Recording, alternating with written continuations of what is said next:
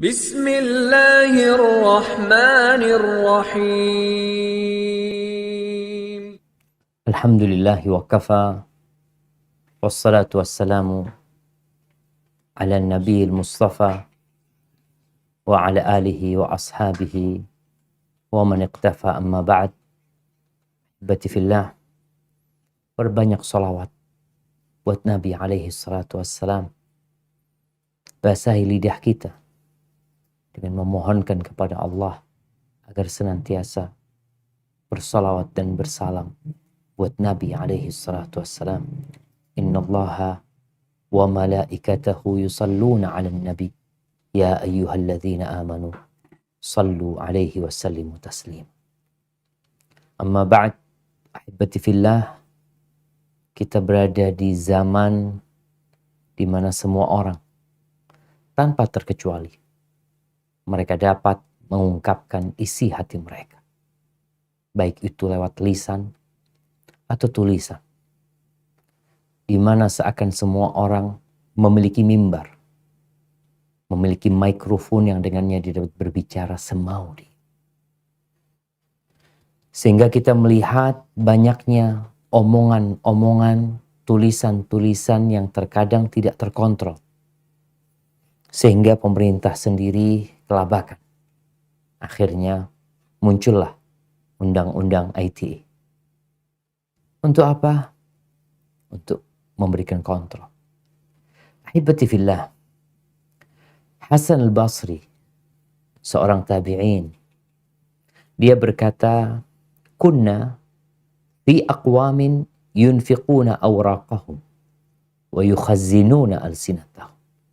Kita sempat hidup di satu masa, di satu zaman di mana orang-orangnya mereka menginfakkan uang mereka dan menyimpan lisan mereka. Mereka banyak beramal, mereka banyak membantu, dan mereka banyak diam. Yang mereka keluarkan adalah uangnya, yang mereka simpan adalah lisan. Wa inna baqina fi aqwamin.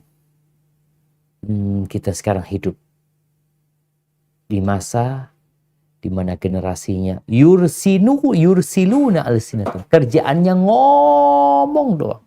Lisannya dia tebar. Wa yukhazzinuna awraqahum. Tapi pelit dengan hartanya. Hartanya disimpan, ngomong doang. Ucapan Hasan al-Basri ini adalah pada abad pertama Hijriah. Bagaimana dengan zaman kita? Ahibati fillah, kita semua tahu bahwa tujuan kita diciptakan adalah untuk mengabdi kepada Allah Azza wa Jalla. Firman Allah di surat Adz-Dzariyat yang sering kita dengar, "Wa ma khalaqtul jinna wal insa illa liya'budun." Tidaklah aku ciptakan bangsa jin dan manusia kecuali untuk beribadah, agar mereka mengabdi kepada. Kita diperintahkan untuk beramal. Dan ternyata kalau kita lihat di antara semua amal raga kita, lisan adalah yang paling banyak beramal.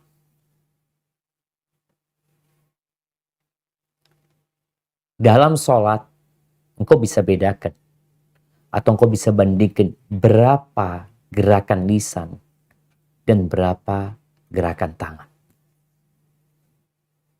Berapa perbandingan antara gerakan lisan dengan gerakan kaki. Di setiap gerakan itu, lisan kita ikut bergerak. Allahu Akbar. Allahu Akbar. Belum yang kita baca dalam posisi kita ruku. Yang kita baca dalam posisi i'tidal. Yang kita baca lagi tatkala kita hendak sujud. Yang kita baca dengan lisan kita tatkala kita sujud. Tatkala kita duduk. Bahkan kalau kita lihat, sholat itu dimulai dengan ucapan, diakhiri dengan ucapan. Bisa. Dimulai dengan Allahu Akbar, diakhiri dengan Assalamualaikum warahmatullahi wabarakatuh. Oleh karena itu, Rasulullah SAW bersabda tentang peran lisan ini. Idza asbaha ibnu Adam Fa innal a'dha'a kullaha tukaffirul lisan. Apabila datang waktu pagi, maka seluruh raga manusia ini dia mewanti-wanti lisannya. Jadi tangan, kulit pun, kepala pun, mata pun seakan berkata kepada lisan ini, ittaqillah fina. Bertakwalah engkau kepada Allah dalam urusan kita nih. Fa innama nahnu bika. Semua raga ini ikut engkau. Ikut engkau lisan. Fa in istaqamta istaqamna. Kalau engkau istiqamah, kami ikut istiqamah. Tapi kalau engkau menyimpang, ya wajajna, kita pun akan turut menyimpang. Hadis rawahu Tirmidzi. Dan Imam Tirmidzi juga meriwayatkan hadis bahwa Nabi SAW pernah berkata kepada Mu'adz bin Jabal. Setelah Mu'adz bertanya tentang amalan yang memasukkan ke surga dan menjauhkan dari api neraka, Nabi menjelaskan tentang rukun Islam, ya. Kemudian beliau menjelaskan tentang amalan-amalan sunnah. Lalu di akhir beliau mengatakan, afala adulluka ala milaki dzalika kullihi. Kau mau nggak aku kasih tahu semua urusan yang intinya ada dalam satu perkara? Kata, nah. Lalu Nabi SAW mengeluarkan lisannya. Beliau memegang lidahnya sambil mengatakan, kuffa alaika hadha. Tahan lisan. Jaga lisan. Lalu Mu'adz berkata, ya Rasulullah, wa inna la mu'akhaduna bima natakallamu bihi. Apakah kita akan diberi hukuman, diazab gara-gara lisan kita? Nabi mengatakan kepada Mu'adz, takilatka ummuka ya Mu'adz. Suatu ucapan yang mengandung teguran keras kepada Mu'adz. Wa hal yakubun nas binnari ala wujuhihim au ala manakhirihim illa hasaidu alsinatim. Wah, itu orang-orang yang tersungkur di dalam neraka, di wajah mereka, di hidung mereka. Karena apa? Karena lisan mereka. Maka kalau kita bicara, kita harus belajar diam sebagaimana kita belajar berbicara. Jadi sebenarnya diam itu kita nggak belajar. Tapi bawaan kita. Bukankah kita keluar dari perut ibunda kita nggak bisa berbicara, lalu kita diajarin berbicara. Diajarin ngomong, umma, abah, diajarin ngomong, minta susu, mau minum air, ya, mau pipis, diajarin kita ngomong. Ketika kita udah pinter ngomong, kita lupa untuk diam. Abu Zayyal rahimahullah ta'ala, beliau mengatakan, ta'allam samt kama tata'allamul kalam. Belajarlah engkau diam sebagaimana engkau belajar berbicara. Fa in yakunil kalam yahdik fa inna samta yaqik. Kalau ucapan itu membimbingmu, memberikan petunjuk kepadamu, sesungguhnya diam itu menjagamu. Walaka fis samti khaslatan. Ada dua keistimewaan dalam berdiam. Ta'khud bihi ilma man huwa a'lam minka. Dengan engkau diam, engkau dapat ilmu dari orang yang lebih alim dari dirimu. Jadi kita dengan diam mendengarkan orang berbicara, mendengarkan orang menjelaskan. Kayak sekarang nih jamaah pada diam. Pada nggak boleh ngobrol sendiri, dengerin ustadz ceramah. Selesai itu dapat apa? Dapat ilmu. Wa tadfa bi anka man huwa ajdal minka.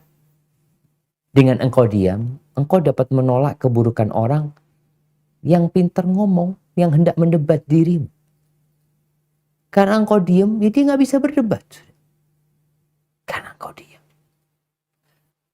Maka kita perlu kembali mengulangi masa lalu kita tatkala kita nggak bisa berbicara. Tapi dulu kita nggak berbicara memang karena nggak bisa bicara. Belum bisa berbicara. Sekarang kita udah pintar ngomong. Maka kita perlu belajar menahan diri yang ingin ngomong. Karena manusia itu memang suka bicara.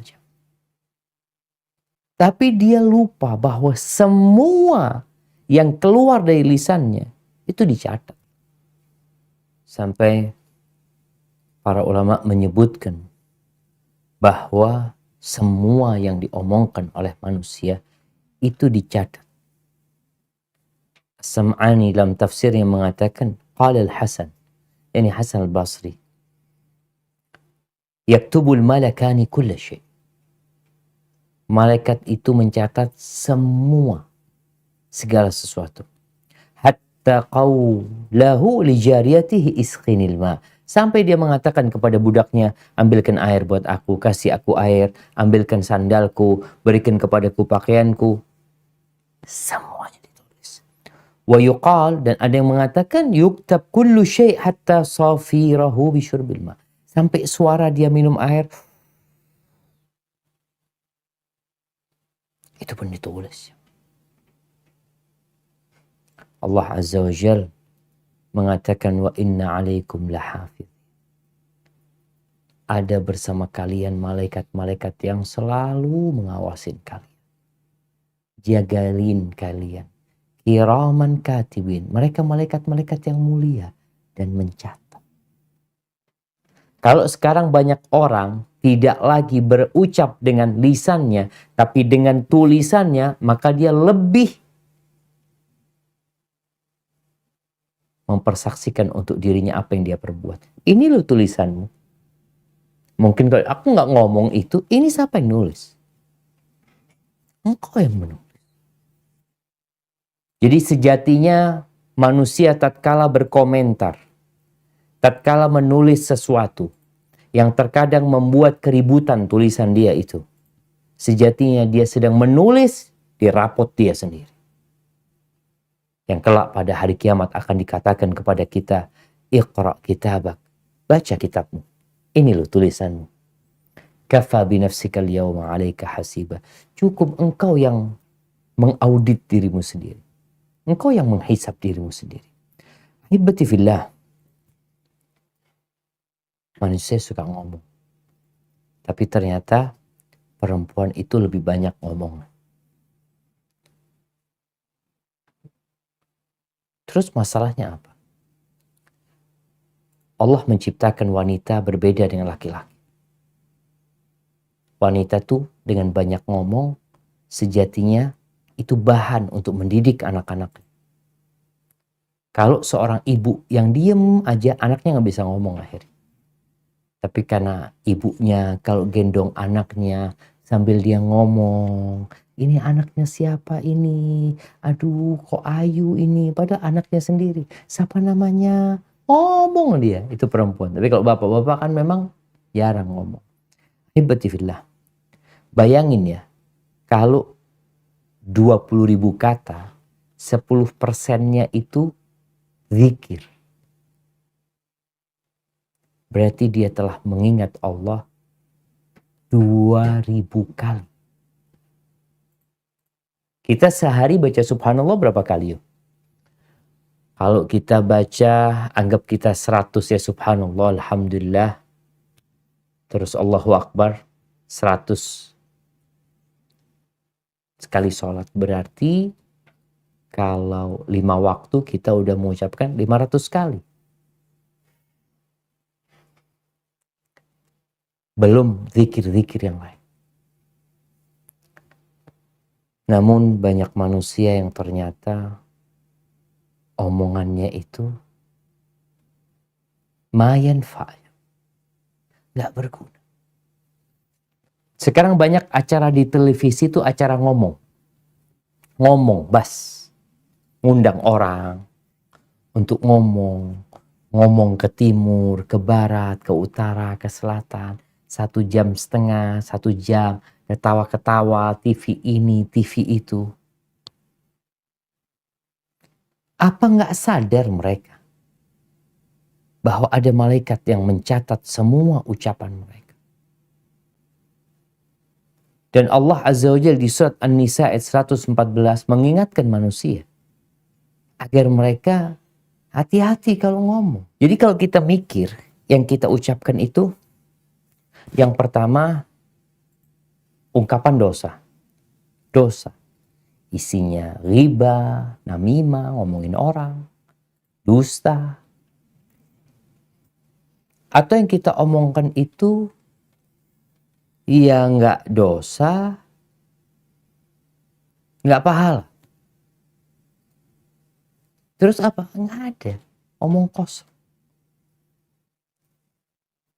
Terus yang ketiga, ada yang omongan itu berpahala. Mana yang kita lakukan sebenarnya? Kadangkala orang ini habis Isya. Kenapa Nabi SAW melarang? Beliau membenci. Beliau membenci ngobrol ba'dal Isya. Karena orang setelah Isya itu, dia bisa ngobrol. Mau di rumah, mau di kafe, mau di mana. Dari ba'dal Isya sampai tengah malam. Kalau dia mulai ngobrolnya dari jam 8 sampai jam 12 malam, 4 jam dia ngomong. Yang terkadang omongan dia gak ada guna.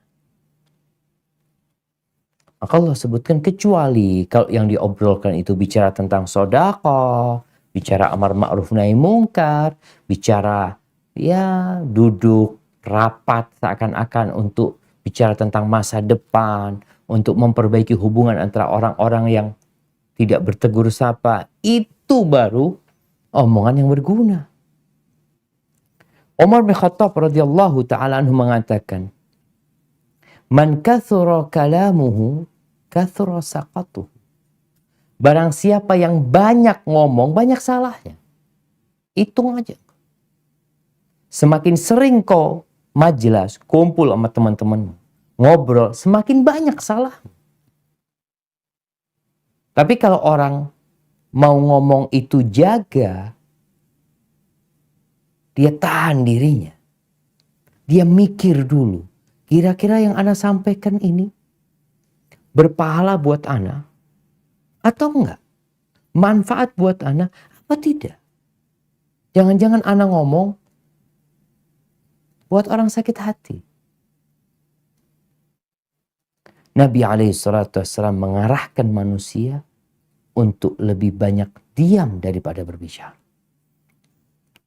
Bahkan dalam hadis yang diriwayatkan Imam Bukhari dan Muslim, beliau mengatakan, "Man kana yu'minu billahi wal yaumil akhir falyaqul khairan aw liyasmut."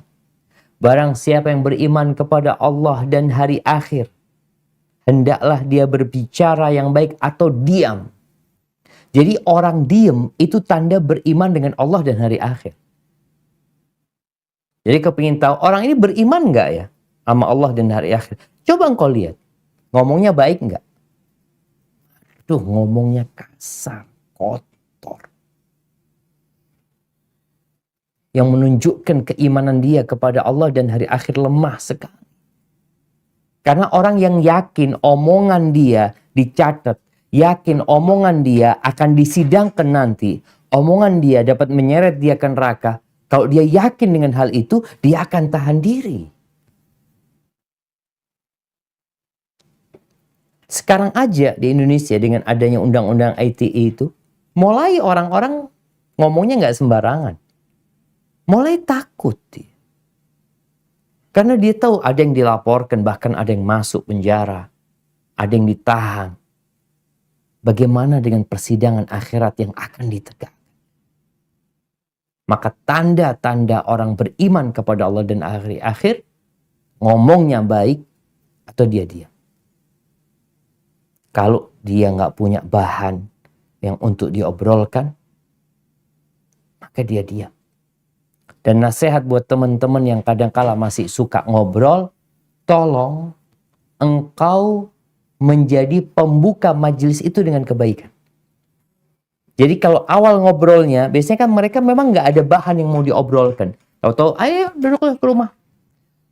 Atau di mana ngobrol, ketemu di sana, ngopi ini itu. biasanya mereka memang nggak ada bahan. Mau ngobrolin apa nggak ada. Maka apa yang menjadi awal pembukaan, biasanya itu yang akan diobrolkan. Maka tatkala engkau ada di tengah-tengah majelis itu, mulailah dengan kebaikan. Sehingga obrolan itu semuanya tentang kebaikan. Dan Nabi SAW bersabda dalam hadis yang diriwayatkan Imam Ahmad, "Man somata najah." Barang siapa yang diam, dia bisa berbicara tapi dia tahan diri. Selamat tuh orang. Kenapa? Ya orang kalau sudah banyak ngomong banyak salah. Dan kita lihat bagaimana Rasulullah SAW. Beliau manusia terindah yang pernah ada di muka bumi. Bagaimana gaya hidup beliau dalam urusan berbicara. Yang kita yang mengaku sebagai umatnya, iya, contoh Nabi SAW. Yang cuma ngomong doang. Aku cinta sama Nabi. Simak ibn Harb berkata kepada seorang sahabat, Jabir bin Samurah. Dia kepingin bertanya, kepingin tahu gimana sih hidupnya Nabi SAW. Kunta tujalisu Rasulullah SAW. Apakah engkau duduk bersama Nabi SAW? Bayangin ya, tabi'in ini gak pernah ngelihat Nabi, dia ngelihat para sahabat. Betapa indahnya hidup bersama Nabi. Maka dia tanya sama Jabir bin Samurah, engkau duduk gak sama Nabi SAW? Qala na'am. Iya. Wa kana tawila samti qalila dhahik. Beliau orangnya itu panjang diamnya. Sedikit tertawa. Wa kana ashabuhu yadhkuruna 'indahu asy-syi'r wa asya' min umurihim. Dan biasanya sahabat-sahabat cerita ya tentang syair-syair, tentang urusan-urusan mereka. Wa fayadhakun. Sahabat ketawa. Bagaimana Nabi SAW? Wa rubbama tabassam. Nabi mungkin beliau cuma tersenyum. Alaihi salatu wassalam. Hadis rawahu Ahmad. Dan kata Aisyah radhiyallahu taala anha, nih seorang istri yang hidup mendampingi suami bertahun-tahun sehingga dia tahu dengan suami. Apa kata Aisyah tentang suaminya? Radhiyallahu taala anha, anna Nabi sallallahu alaihi wasallam kana yuhadditsu haditsan law addahu al-'ad la ahsa. Nabi SAW tuh kalau lagi ngobrol sama para sahabatnya, cerita sama para sahabatnya, beliau tuh omongannya bisa dihitung loh. Jadi kalau ada orang yang mau ngitung berapa kalimat yang Nabi ucapkan, bisa dia menghitung. Ini menunjukkan sedikitnya omongan Nabi SAW dan semua omongannya bermanfaat.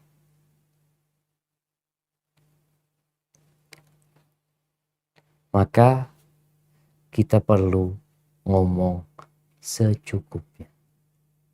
Ya perlu ngomong, nggak perlu nggak usah. Kenapa? Ada malaikat yang nyatat. Bihasabir rajul an yablugha hajatahu. Kalian itu jangan ya ngomong terlalu banyak gitu. Ngomong perkara-perkara yang kalian nggak ada perlunya. Hindari hal itu. Apa kata Anas bin Malik radhiyallahu ta'ala, kalau kita melihat nih para sahabat itu mengajarkan kepada para tabi'in, kepada generasi yang selanjutnya agar mereka menjaga lisan mereka, agar mereka belajar diam sebagaimana mereka belajar berbicara. Anas bin Malik mengatakan, la yattaqillaha 'abdun haqqa tuqatihi hatta yakhzina min lisani.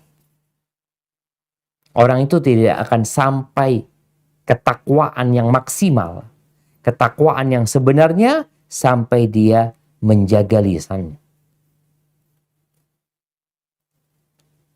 Di surat Ali Imran ayat 102 yang sering kita dengar khatib Jumat membacakan ayat ini. Dan Nabi SAW biasa membacakannya dalam khutbatul hajah. Ya ayyuhalladzina amanu ittaqullaha haqqa tuqatihi wa la tamutunna illa wa antum muslimun. Wahai orang-orang yang beriman, bertakwalah kepada Allah dengan sebenar-benarnya takwa. Humaid ibn Hilal, seorang tabi'in, mendapatkan nasihat dari Abdullah bin Amr bin As. Sahabat nih kasih nasihat kepada generasi selanjutnya. Dzar ma lasta minhu fi syai'. Tinggalkan kau yang nggak ada perlunya. Tinggalkan yang kau nggak ada butuhnya sama urusan itu. Wala tantik fi ma la ya'ni. Jangan ngomong yang tidak ada gunanya buat engkau. Wakhzin lisanaka ma takhzin darahimak. Simpan lisanmu sebagaimana kau menyimpan uang. Di mana kita simpan uang? Di berangkas besi. Di dompet. Kita taruh di tempat yang tersembunyi. Jaga lisanmu seperti kau menjaga. Kenapa? Karena kita akan dihisap dengan apa yang kita ucap. Hudzaifah ibnul Yaman, seorang sahabat Nabi, dia mengatakan, innal kalama bisab'ati aghlaq.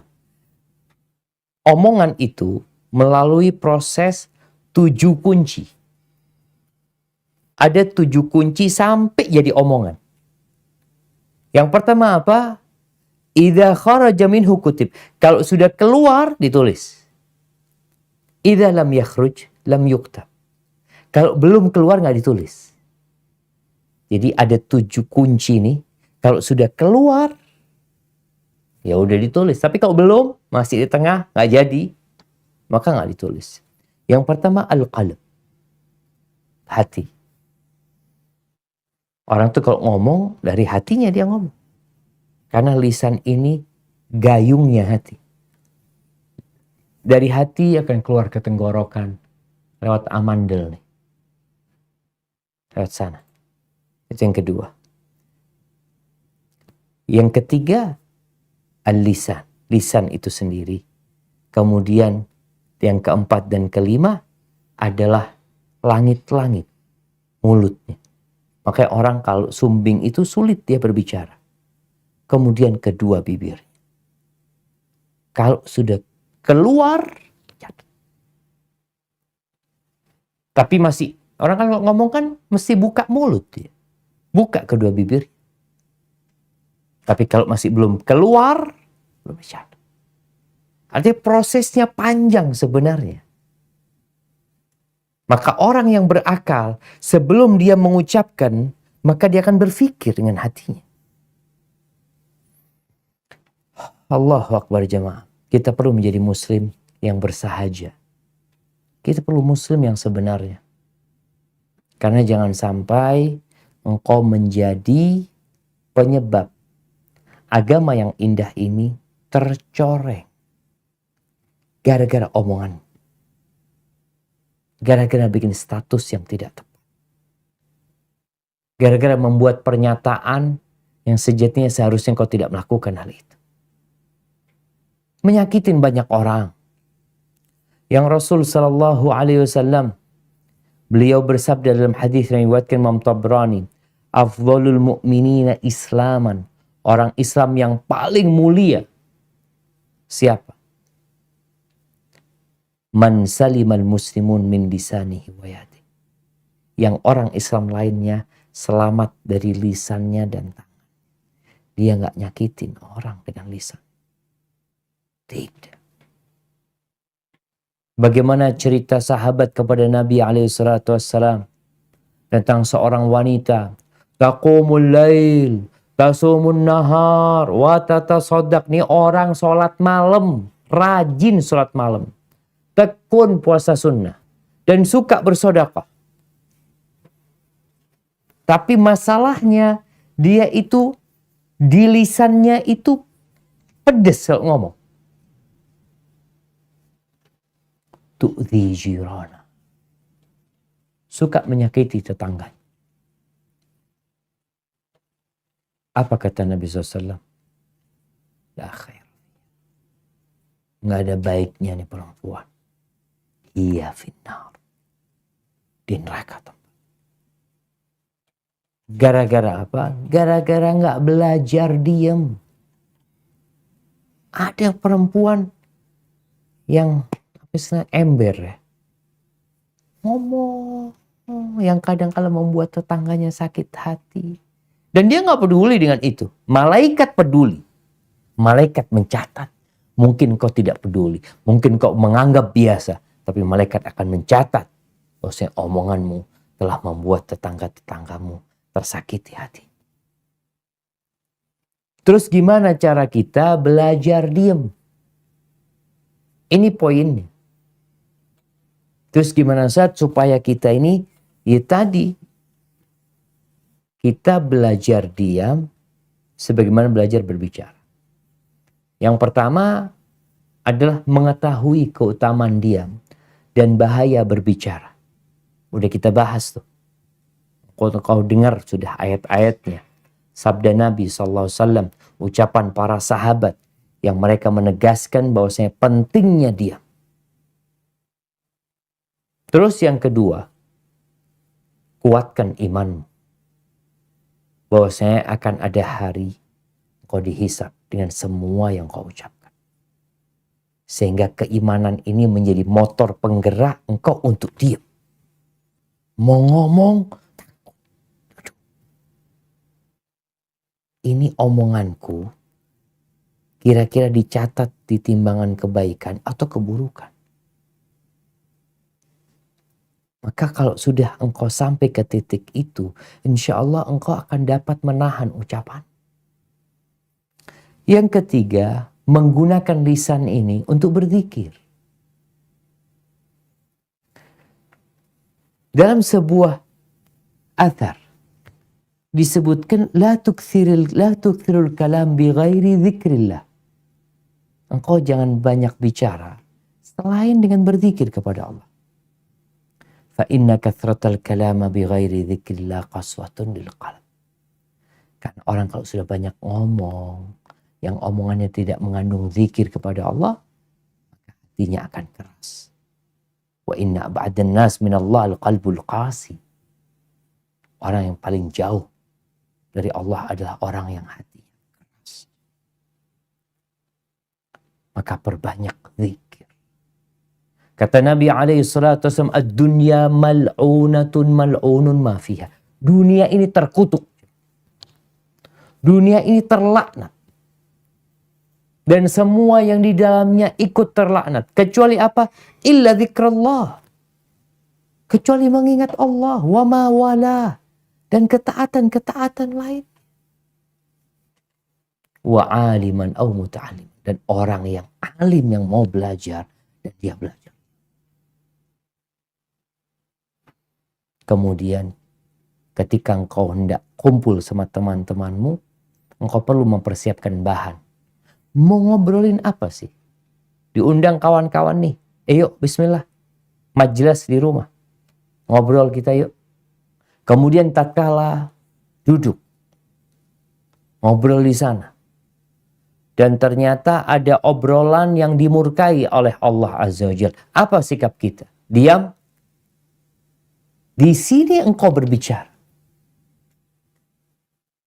Rasul SAW mengatakan, man ra'a minkum mungkaran falyughayyirhu biyadih. Barang siapa di antara kalian melihat kemungkaran, hendaklah dia merubah dengan tangannya. Dia rubah dengan tangannya. Nggak mampu, maka dengan lisannya. Ini saatnya engkau berbicara. Disinilah engkau berbicara. Ketika ada manfaatnya, engkau berbicara. Nggak ada engkau diam.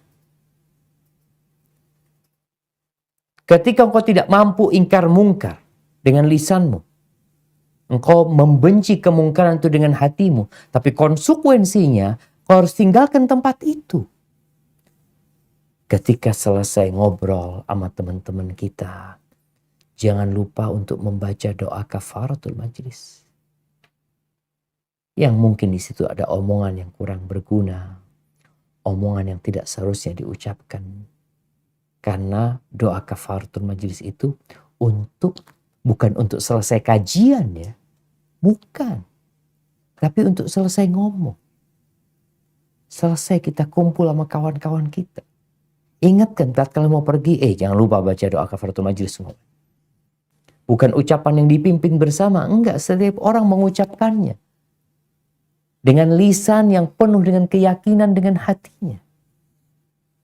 Dia memohon kepada Allah Azza wa Jal. Subhanakallahumma wa bihamdika asyhadu an la ilaha illa anta astaghfiruka wa atubu ilaik. Dia menyucikan Allah, memuji Allah, bersyahadat bahwa tiada yang berhak disembah kecuali Engkau. Aku memohon ampun kepadamu dan bertobat. Maka di sini dalam rangka kita belajar untuk dia, engkau perlu memohon kepada Allah selalu agar diberi petunjuk. Karena banyak di antara kita yang menganggap biasa aja. Biasa ngomong. Kau lihat tiap hari dia bikin komentar, dia bikin tulisan, atau dia bikin konten ini dan itu.